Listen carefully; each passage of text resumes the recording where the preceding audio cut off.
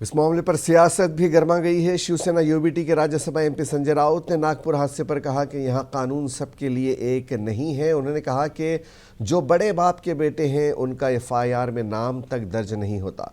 संजय राउत ने कहा कि अगर रियासत में कानून सबके लिए एक है तो वजीर दाखिला फडणवीस को बताना चाहिए कि नागपुर में जो हिट एंड रन का हादसा हुआ है इसमें शामिल कार किसकी मिल्कियत है और कौन चला रहा था। राउत ने इल्ज़ाम आयद किया कि हादसे के बाद जहां ड्राइवर को बदला गया वहीं गाड़ी की नंबर प्लेट भी तब्दील कर दी गई। मारते हैं, जख्मी करते हैं और जो बड़े बाप के बेटे होते हैं उनका एफआईआर में नाम तक नहीं है आता है।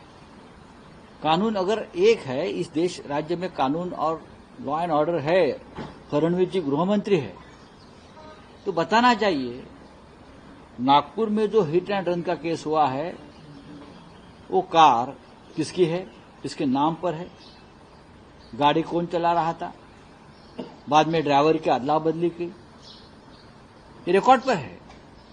आरटीओ ऑफिसर ने क्या किया, नेम प्लेट क्यों बदली, नेम प्लेट क्यों निकाल दी। अगर बावनकुळे जी का या उनके फैमिली का ये एक्सीडेंट से कोई संबंध नहीं है तो ये चोरी चपाटी क्यों की,